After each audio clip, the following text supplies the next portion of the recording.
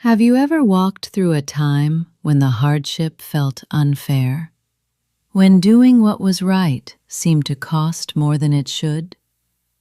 Some seasons test more than patience. They test trust. Joseph was in such a season. He was not in prison because he had rebelled against God. He was there because he honored him.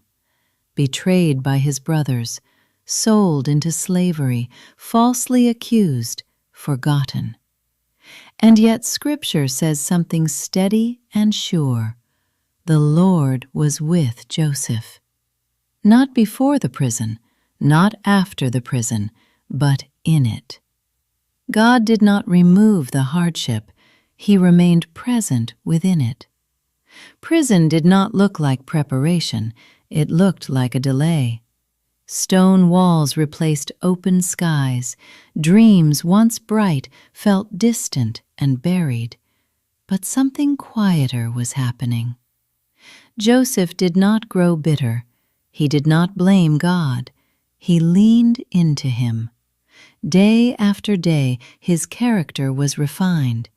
Pride was stripped away. Patience was learned. Faithfulness became steady and quiet. The Lord gave him favor with the prison warden. Soon Joseph was placed in charge of the other prisoners. Even in chains, he was trustworthy. Even in confinement, he led with integrity. Character does not wait for promotion. It is formed before it. When Pharaoh's cupbearer and baker were troubled by dreams, Joseph noticed. Suffering had not made him self-focused. He still saw others. When they asked for help, he said simply, "Interpretations belong to God." He did not claim credit. He pointed upward. The cupbearer was restored, just as Joseph said, and Joseph asked to be remembered, but he was forgotten.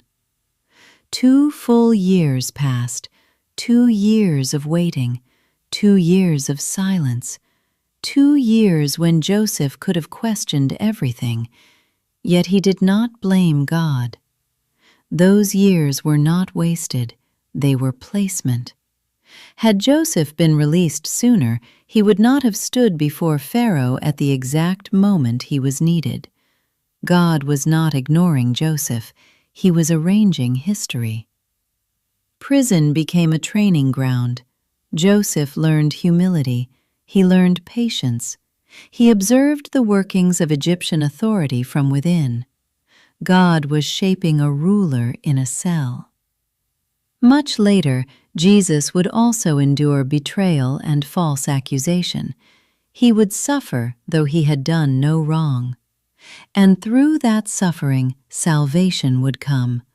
What looked like defeat became deliverance. Joseph's prison did not cancel God's promise. It refined it. It prepared him for it. When Pharaoh finally dreamed troubling dreams, the forgotten cupbearer remembered. Joseph was brought out, not bitter, but ready. What was formed in the dark now served the light. If you are walking through a season that feels unfair, remember Joseph. The delay may be shaping you. The silence may be strengthening you. The place that feels like a limitation may be preparation. The God who was with Joseph in prison is with you still. Sometimes hope is preserved in the darkest place. Sometimes faith grows strongest behind closed doors. This story comes from Genesis chapters 39 through 41. God's faithfulness in suffering and exaltation is fulfilled in Jesus throughout the Gospels. If this story was meaningful to you, please consider liking and subscribing so you can continue walking with us through this series. We're glad you're here. This has been Before the Carpenter Came from the Cardinal and Dove.